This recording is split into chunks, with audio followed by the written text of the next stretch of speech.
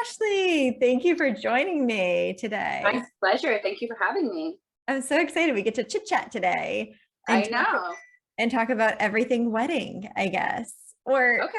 relationship wedding. I mean, Wherever it goes, I'm on the ride with you. So just okay. take me along with you. Get in my boat. We're gonna go. I love it. I mean, okay, let's start. I always get like tongue tied because I'm like, oh, where do we start? There's so much to talk Right. about. And that's how Um, you and I are always when we get together, right? We have so much to catch up on and so much we're excited about. And you're like the biggest cheerleader for everyone always and me. Now we're just happen to be recording it. Isn't that fun? Everybody gets to eavesdrop on our conversation right Yeah. now. Yeah. This is how it normally goes. It's so true. Okay, so events and weddings. Let's talk about that because that's something you have a lot of experience in. I mean, you have a lot of experience in a lot of different things, but right now that's been a focus of yours for a while. Right. And so what is like, I mean, obviously everybody's getting back into weddings right now. And then what are you kind of noticing with couples with how they met? I guess that's like some questions that have come up to me because is it app dating? Is it meeting in person? And I was like, you know what? I really don't know too much because all my couples that I've Right. interviewed are either older or they met before apps, or maybe a couple did meet on the apps. But I don't know, what is the trend? Like what are you seeing? So I am finding it's funny because I actually just had this conversation with a family member a couple days ago who just recently started, diving into the whole app world after, not ever doing it. And I was saying, funny enough, or as normal enough as it is, as a wedding planner, I would say 90% of my couples are meeting on, and that goes as far back as 10, 15 years ago when I started in the business, when apps were just beginning. I mean, it's a very real thing. The love stories are very real. And it's an unconventional way of meeting based on other people's standards, but it's happening and it works. And I see the product of it every day as I, plan their weddings with them. That's so interesting. It's really bizarre because I guess like obviously the couples that are introduced, I was interviewing had met before apps and everything. So they didn't really Right. know. Yeah. Right.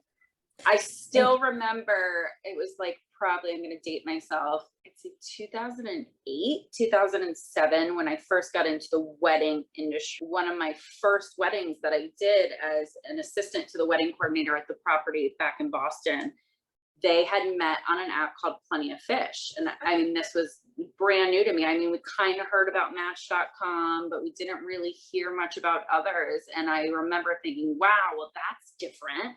Right. And now it's like the norm. Now yeah. it's definitely the norm. I definitely get a few here and there, cute stories of couples meeting, in the produce section after they left the gym. I mean, but the majority of my couples are online dating. Wow. So I guess like and another question that came up was, do you think they're lasting longer? Do you think their marriages are stronger or not so much? Or I don't know, right? I mean, I don't know if I'm the appropriate person to answer that. I am seeing a lot of couples that are getting married older, right? And traditions are changing and weddings are different now because couples have these expectations from their families. And even my own wedding, it's different now. Couples are in their 30s, in their 40s getting married for the first time. Couples are paying for their own weddings. So they don't have to follow these traditions that were set on upon our grandparents and our parents who've had to do, this big traditional wedding. Or so I don't know if that plays into the lasting of the marriage. We're not kids anymore getting married.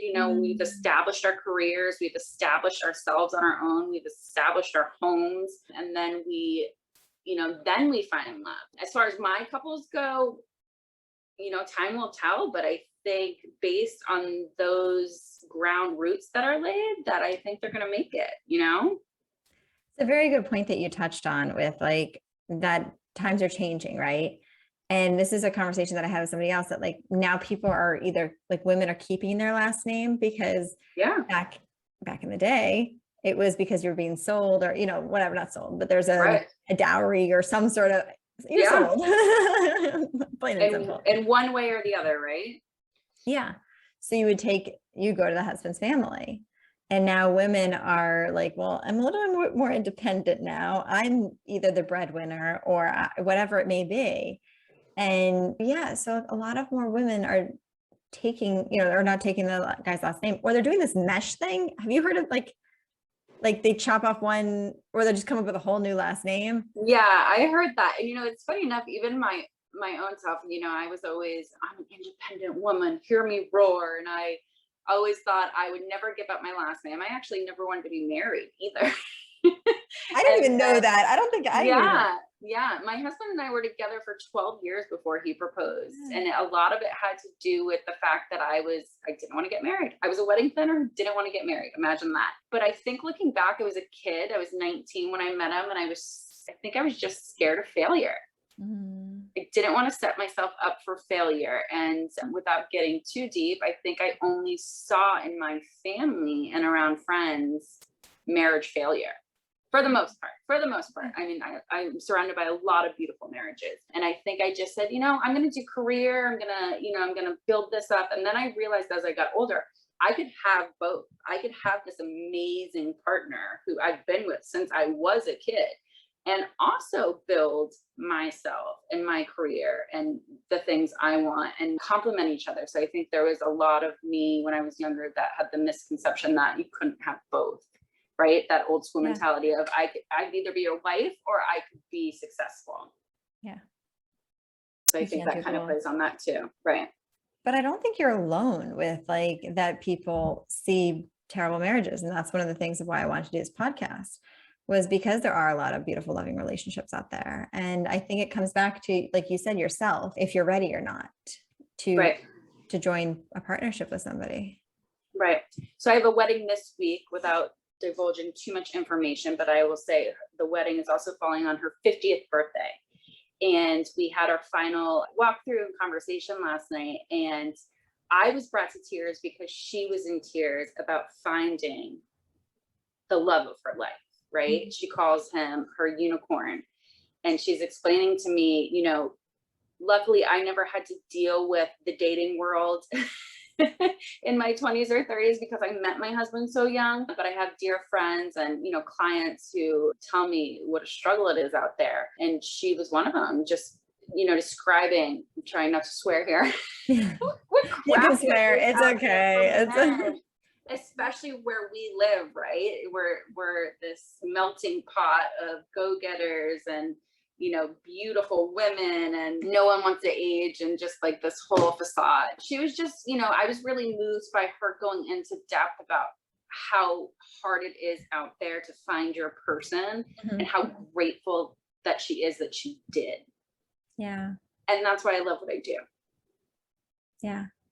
It's a spark in that person. Right.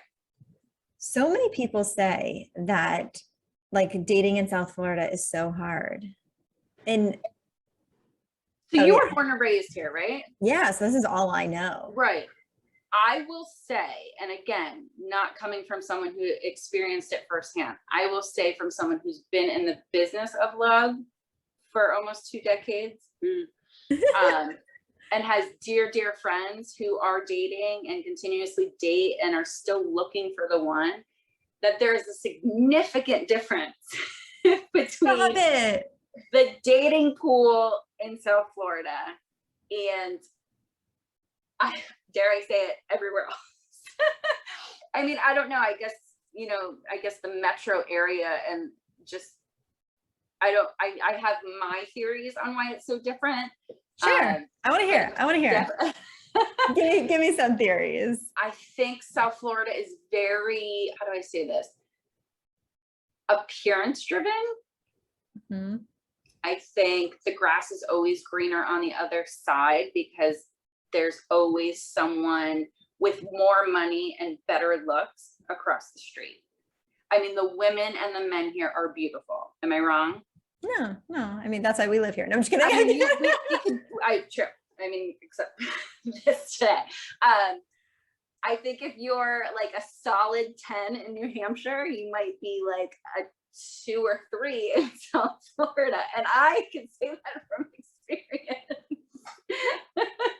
And I don't know, I mean, it's just because everybody flocks here from the most Yeah. exotic, most beautiful places in the world. And I think people come here driven and they have the money to just have whatever they want at their fingertips, whether that is appearance wise or material wise, or I just think it's a little harder down here to, find the one. Yeah.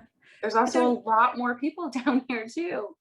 But don't you think that would go for like even New York? New York's a big city, or LA? Right. I would compare it to bigger cities, New York, LA, DC, Chicago. I mean, I think it's the same. When I travel or you travel, you notice the same. And again, it might have something to do with the drive of the people in these big urban areas, right? They're career driven. So dating might not be on their top priority. I don't know. I'd be interested to look at the statistics of the average married age in, Iowa versus Los It's Angeles. probably like 20 or something. Significantly different, right? But who knows? I feel like that might be constantly changing everywhere. Yeah. I do know that the wedding industry is still a multi-billion-dollar industry, which is one of the reasons why I chose to be in it. I think even in a pandemic, it's not going anywhere, but it just looks different. It looks a lot different than when I started 15 years ago. That's for sure. Yeah. It's interesting. I almost feel like I'm gonna have to like move someplace else, or just like live someplace else for a little bit, right? To try the dating pool someplace else, because I've only known South Florida. Like that's all I've known. I mean, without getting too personal, like I look at you and I'm like, why have you not been like snatched up and like taken away? It makes zero sense to me, but I also don't look at it from that perspective. You haven't found someone yet that's worthy of you.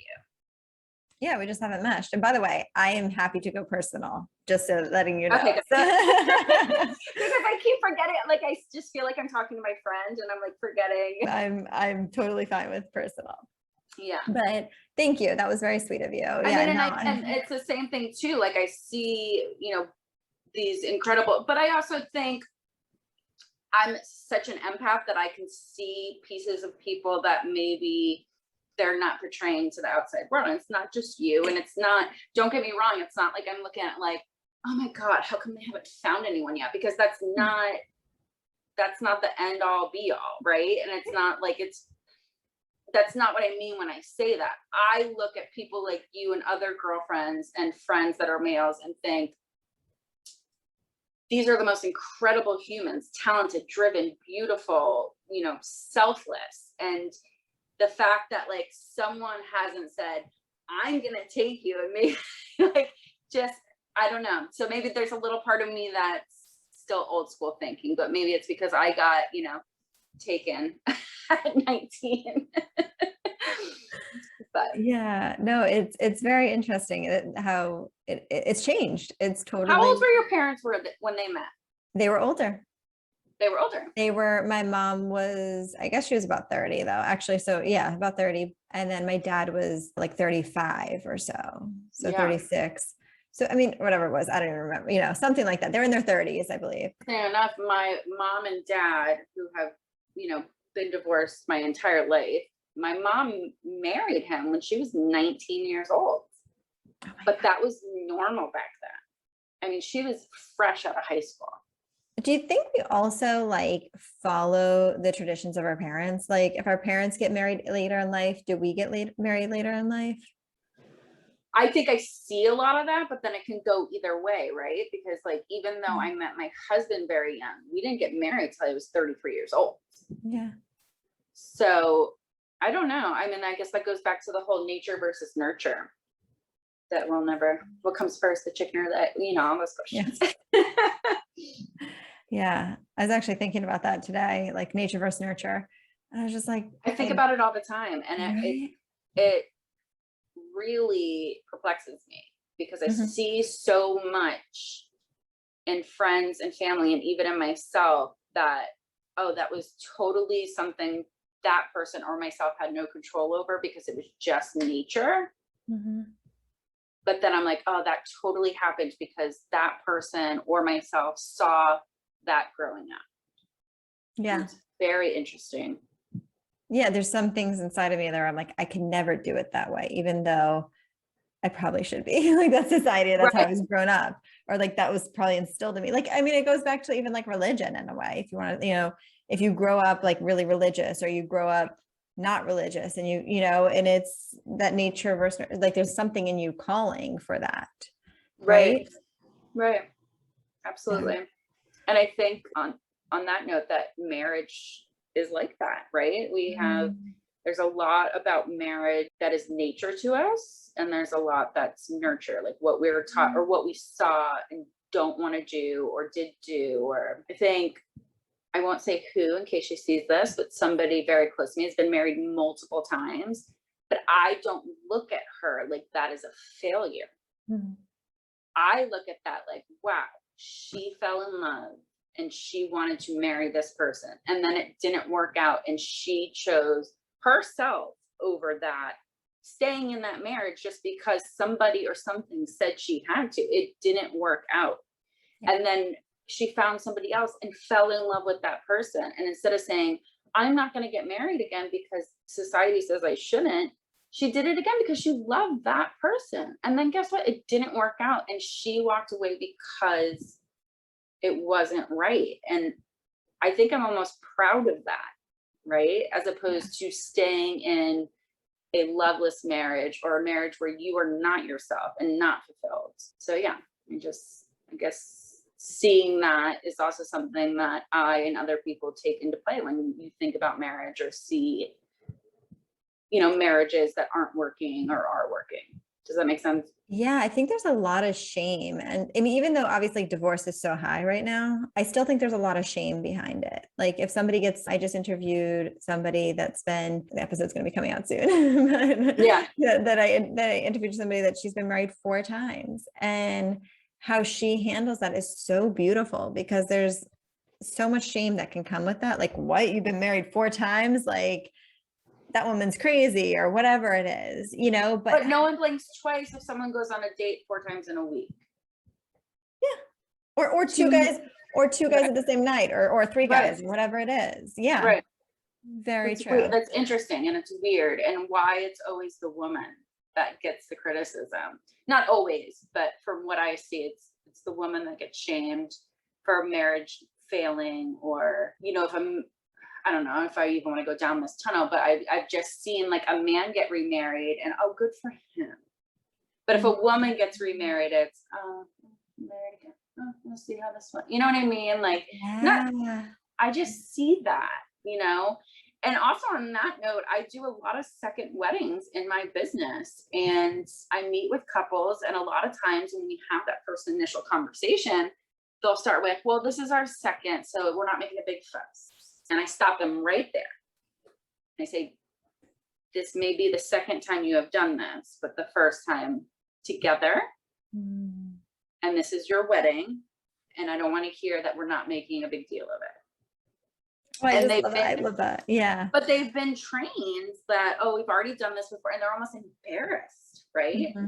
What are you embarrassed for? You're embarrassed that you thought you found the one, you were wrong, because we as humans are able to be wrong. And you may have had, 20 years with that person and made beautiful children in life, but this is your new life. This is the person you love, and this is your new start. And we're going to celebrate that. That's the whole reason for this wedding. That's so true. I love that. I just like got chills like when you were saying that, because it's just, that is one of the biggest things I hear out there. Oh, this is my 3rd wedding. I'm not doing a big thing. That's it. Or even somebody who's getting married at 40 or 50 for the first time. Well, I'm an older bride. I don't want to go crazy with my dress. And then I said, why? You're the bride. Doesn't matter. You can do whatever you want. They're conditioned to be embarrassed that it's a second time, or they're not 25 years old. Yeah. A really cool person, Jen Glantz, she's on some podcasts, but she has a company called Bridesmaids for Hire, and she's very into this industry also. And I'm sorry, what? I've seen that. Yeah. It's fun. And she said that, like, it's interesting when she was getting married or whatever, so many people congratulated her, or like when she first met her boyfriend that soon to be her husband, but it was a serious thing. Congratulations. That's so exciting. You have this wonderful like relationship. And then she was like, but no one really congratulated me when I have a book like that got published from a publishing company. Like, that's a huge accomplishment. And I agree with her. It's like, yes, it's wonderful that you found your husband and you did this, but this is something you did on your own. I want to touch on that. Yeah. You're a Sex and the City fan? Oh my gosh. I could not rewatch it enough. Yes. You know what episode I'm thinking of. So describe it. When Carrie was getting a bunch of slack because she was going to all these bridal showers and baby showers and spending all this money on gifts, and I can't remember if it was a baby shower or a bridal shower. It was a baby shower. Yeah. Mm-hmm. And someone took her Manolos. Yeah. So she made a point to register herself at Manolo Blahnik and send it to the mom. Now, whatever the premise behind that episode is, and whoever, my husband would probably laugh that I'm telling this story, making this reference, but that has stuck with me because I remember when I met my husband at 19, we didn't get married till I was 33. There was, and I'm from an Italian-Irish family. There were so many years in between where I had aunts and uncles and parents and friends and coworkers. When are you getting married? When are you having babies? And like nobody was acknowledging that I was building this career, that I was an AGM of a huge nightclub in Boston at the age of 22. Like no one ever said, wow, that's awesome. Like, congratulations. What are you going to do next? What are your aspirations? The question in every holiday, when are you two getting married? When are the babies coming? Mm-hmm. Yeah. You don't get recognized for. And even now, married with a 2-year-old, building a very successful business, the only question I get 90% of the time, and even from clients as I'm planning these events for them, is when's baby number 2 coming? It just never ends, right? So I'm sure you get it. When are you going to get married, right? As soon as you get married, when are you going to have a baby? As soon as you have a baby, when are you going to have another baby? These questions that people are trained to ask, that's not appropriate. And it's definitely not appropriate to ask a woman when she is going to conceive a child, because you have no idea what's going on behind that smile or that anything. Or when you ask a woman, why aren't you getting married? You have no idea that she wants to, but he's not asking. Yeah. They're just not appropriate questions. And I'm definitely, we dance on the fine line of everyone being offended by everything. And I'm definitely not that person, but those are questions that have been asked of me and are asked of my friends and my clients talk about and family says that just aren't appropriate to ask. Yeah. And it's also an accomplishment for you. Like, I mean, you have to be happy and with yourself. And that's what with a lot of the couples I've been talking about and everything. And you have to know who you are. You have to be comfortable with yourself, and you established this great career and this, you're growing as an individual, as yourself. And I think that's so amazing that you're forming your own identity. I mean, I'm not saying like in relationships, you should all form separately or anything like that, but you need to know what you bring to the table too. And for sure. 1,000%. I have, friends and family that are just re-entering the dating game. And I'm by no means, Freud over here, but I have taken a lot of therapy through the years, and I appreciate things that I've learned. And I do know that if you don't fix the things within yourself, no relationship is going to succeed. And that includes my relationship of 16 years. If I need to work on me, I have no business pointing my finger at him on the things that are going wrong in our relationship, because I need to be whole. He needs to be whole. It's not he's, a part of me, or I'm, we make each other whole. I need to come to the relationship whole. He needs to come to the relationship whole, and then we're together. And I think that's so fascinating. Like, thank goodness I've been able to witness, you throughout the years and your relationship and everything. Yeah. And how you guys dated for 12 years prior, but you also really figured out what you want and who you are. Yeah. I mean, we took a break, that. I got to a point, how many years in were we? We were, I want to say 10 years in.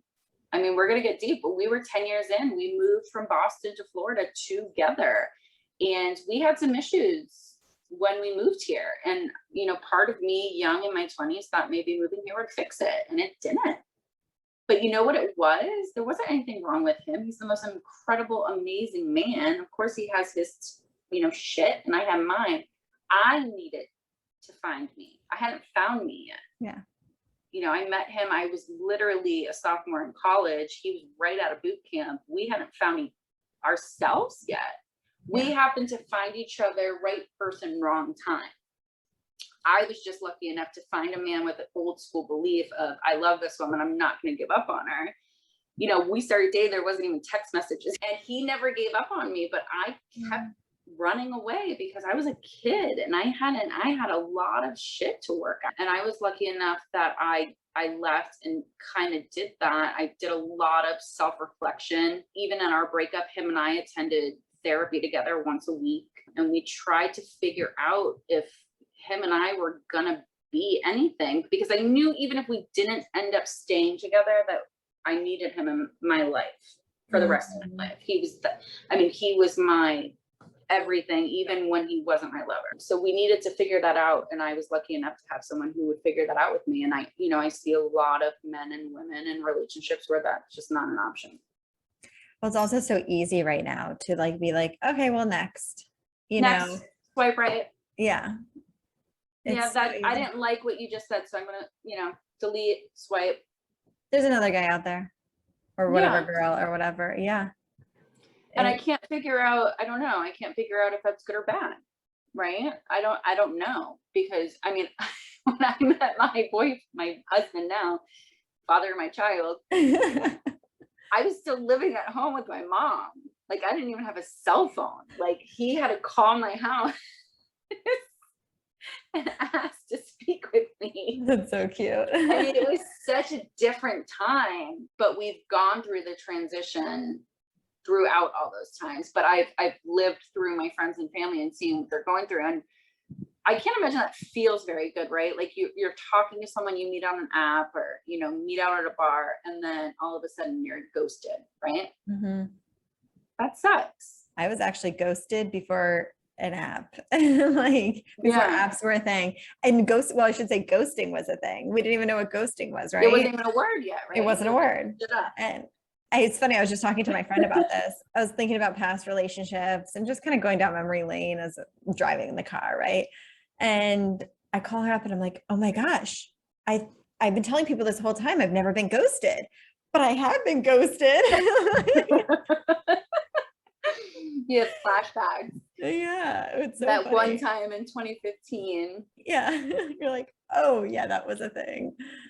But it's such an interesting experience. And I think if people were just be more upfront, I think in a way, like, hey, it was because I just didn't like your hair that day. I don't know. It just. Amen. Amen. And that doesn't just go for dating. That goes for all relationships in life. And I am so guilty of that. I literally just had a conversation with my mother right before getting on here, because like your mom, she's my best friend. I think people just need to say no, and they need to say how they feel, and they can still be kind about it. Yeah.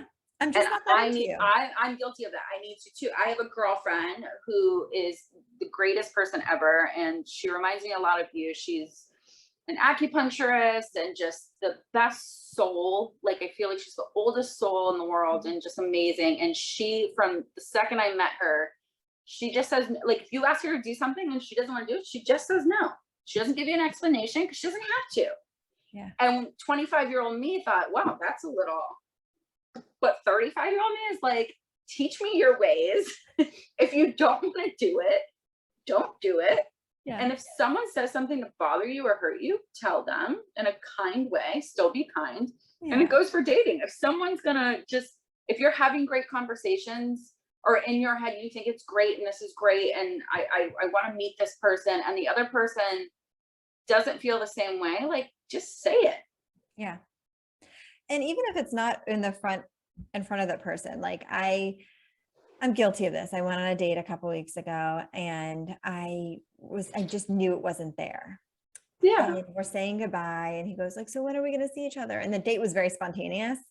And I was like, oh, I'm just a spontaneous person. I'll let you know. And then when I got home, I was like, that is just not the right thing to say to somebody. Like Yeah. I should have said But to I him right get then and there, it. You like I don't, had a really it's good human nature to not want confrontation or to hurt someone's feelings, especially when you're an empath. And I and he get was it. So such we a got to nice figure it out. guy. Oh my There's got to be gosh. an app for that, right? Let's develop an app where instead of ghosting, Rejection. there's a rejection. Oh my Kind God. rejections. Oh my God. I forget. Are we the same age? You're a little younger, right? A little, yeah. There used to be a number that you could Call and they reject the person for when you. you were out. I mean, I think this was before apps, and oh my This God, has got to be before apps. there was a number that you could give people if you weren't interested. Yes. And you yes. wanted to avoid that. That was a very, very true thing. I used to have that number written on a piece of paper, like when I would go out. I totally forgot about that. I completely, yes. And no one had cell phones. So you would, I mean, a couple people did whatever, but you wouldn't, we didn't have them constantly connected to us like we do now. So don't have they Wi-Fi, would wait yeah. till they got home or the next day to call, and they would get this number. Like, you've reached a number of someone who doesn't want to talk to you. But now here I am thinking like you should, here I am preaching like you should be honest. And then 18-year-old me was probably broke someone's heart. Giving them that fake number. Yeah, no, I know. It's so funny, the different stages of life, right? Where you're like, yeah, no, that was the thing to do at that time. But yeah, no, I feel like I think I'm going to try for myself just to be a little bit more honest with people and just say that on the date or, in front of them instead of texting, because texting it's such I think that's also where dating's going wrong too, because people, I mean, I even do it with my husband. He calls me out on it. Like if we get in like a little bit of an argument and I don't want confrontation, he doesn't either, we kind of just squash it. And then I'll wait till like he goes to work and I'll send him a text. And I know that's so unhealthy. And he calls me out on it. He's like, I was literally just there. Why didn't we talk about it? I'm like, it's just like, for me, I'm like, it's just easier for me to text you how I'm feeling. And we've been together 16 years and we're married with a baby, Yeah. So I think that's an ongoing. It's a safety net. Yeah. It makes it just feel a little bit nicer. Like I don't like confrontation. That's just my thing too. Right. But it's interesting. Oh my gosh, so many good topics and things to talk about. I love this. I love chatting with you. I'm like, this is like the easiest. This is just so much fun. Let's talk about dating and COVID, or weddings and COVID. Okay, let's talk about what? Well, let's talk about dating and then weddings, because dating hopefully comes before weddings. Right, unless you're in certain countries. Oh my God, this lighting's so bad. I hope you can Photoshop me. I'm just kidding. Dating and COVID, what was it like? Oh, for me. Oh, you're talking about me. Not for me. I guess not you. You'll touch on the weddings. I'll touch about other dating. Yeah. Okay, cool. So dating in COVID it was really like non-existent for me, just because I just didn't want to do the apps, because I don't know, I was kind of nervous. So, and plus I was just enjoying me time, because I do a lot of networking and a lot of different things. So it was nice to just kind of like, take some time to chill. But I did get set up on dates, a couple dates through friends. And I felt like, okay, that feels a little bit more like safe, because also we just didn't really know what was happening. So I was like, okay, at least that person's vetted them and they're okay. Yeah. So I met up with a couple people. I love being set up. That is like one of my favorite things. Yeah. Yeah. Set me up anytime, anywhere. Yeah, I'm good. Okay. Hold on. Let me write this down. You're not planning my wedding, you're planning my dating life. Yeah, that was, for me, that's how I handled COVID, just because of that's where I was at in my life, and that's where how I wanted to handle it. Now I'm on the apps. I'm on 2 apps now, and I am having a blast with them.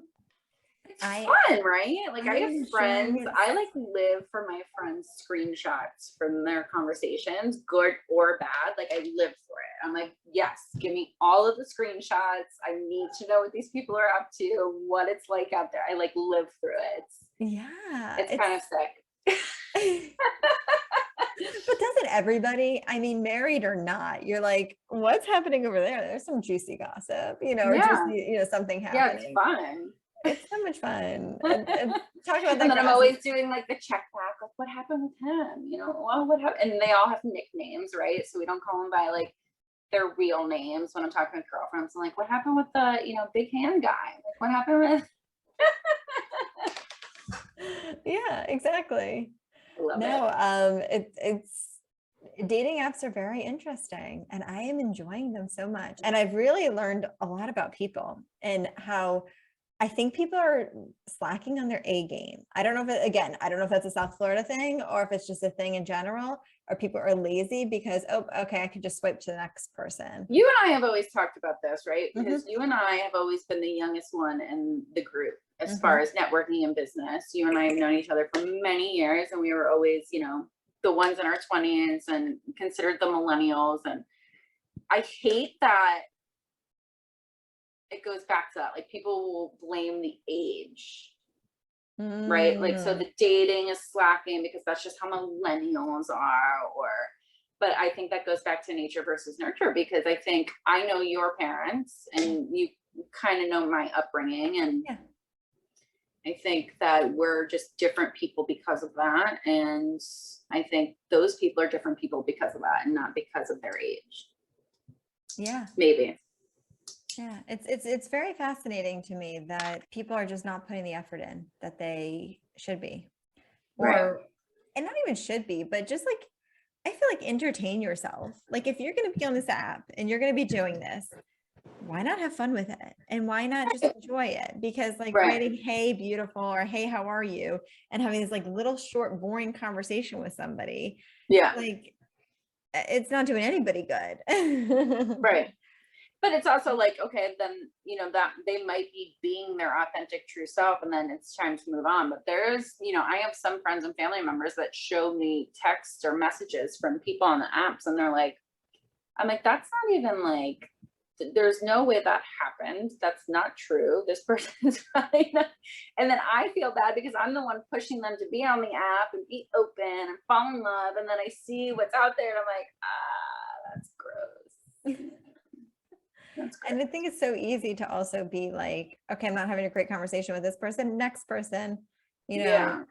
they weren't really my type anyways. Or you could say whatever it is, right? You can make up an Right. excuse. And it goes back to making up that story about somebody. It's so easy to create a whole story about somebody And a before you, facade. before you even meet them. Did you ever watch Catfish? Mm-hmm. I was obsessed. And there's a new one on Netflix called Clickbait I keep hearing about. I gotta watch. But yeah, I mean it's very true. I mean, here you are, a lot of people that are joining the apps for the first time or have been in them are already weary because, am I doing the right thing? Am I ready? Blah, blah, blah. And then you have to add the added pressure and stress that it might not even be a real person on the other end, or this person might be scamming me. I mean, that's sucks. I mean, I didn't think about that when I started dating 15 years ago. I mean, That's so funny. I don't even think about that now. That's not a good thing. I probably should. no, and you shouldn't, and you shouldn't, and you shouldn't, and you should, and you shouldn't. I didn't say that. No. Just rewind. I'm fine. I'm fine. But yeah, no, I mean, I guess I shouldn't say that. Didn't think about that because there are some profiles that I'm like, all right, you totally are fake and catfishing somebody or, doing something. I've been hearing stories about like the sites themselves being like really good with catching those profiles. I think Bumble now, like, I think you can verify yourself a little bit. I mean, they just want to make sure you take a picture of yourself and it looks like the picture on it's like that, the pictures you've uploaded or whatever. Yeah. So I think that's a pretty One cool day thing. I'll tell you a really serious catfish story that I was a part of. Like one day, like now? I mean, we can. All right, share this. How much time do we have? I'll try to make it as short as possible. Back home, I had a really good friend, great friend, like best friend. We were together every day. She met this guy online. I mean, this is back, I'm talking like 2009, 2008. So I'm not even sure what website she found him on, but they definitely weren't, the apps weren't on the phones yet. Like it was definitely like she had to get home to her computer to talk to him. And she fell in love with him. She went to go meet him in Florida. She didn't tell me till after the fact that she went all the way down to Florida and he never showed up. She was embarrassed to tell me. So here I am, her best friend, thinking that they had this great time in Florida.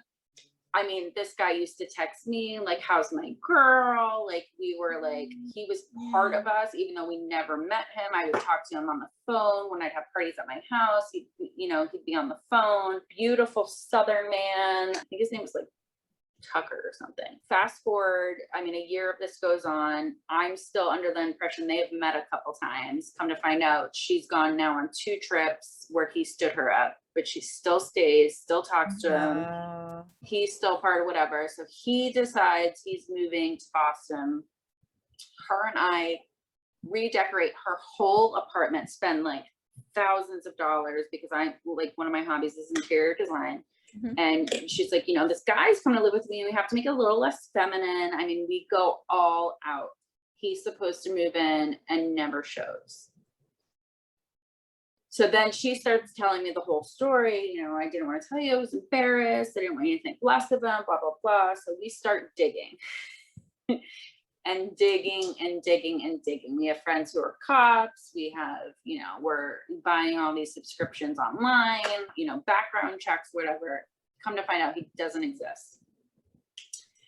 It goes deeper and deeper and deeper, where he created multiple profiles, the same person, and Catfish. I mean, this was before the show Catfish came out, and she was just so devastated.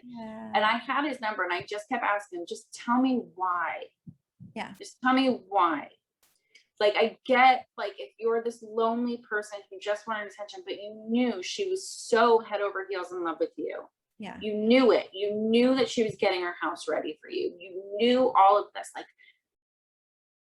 part of me wants to feel sorry that you're lonely and needed this, but there becomes a point where that is just brutal. Like, that is brutal. And that should be a crime. That you, like, I mean, we're talking like a 2-year relationship. Oh my gosh. If she wasn't the only one he did it to. Oh my gosh. And the fact that like people are out there that do that and get away with it. But again, now, I mean, and now it's what, 12, 13 years later, the technology's better and they're vetting people and whatever. But I mean, I just still always think of that. Like, that was so sad to see her go through that. I think it goes back to that shaming, you know, like it's shameful to be like, you know, it's embarrassing. It's embarrassing. And then you get shamed for it and judged. And it's hard to sometimes, you know, back up your decisions. Of why you did something. Right. But, oh my gosh, thank you so much for chit-chatting with me. Oh, this is the best. This is like catching up with you, like, but like, you know, public style. I'm recording.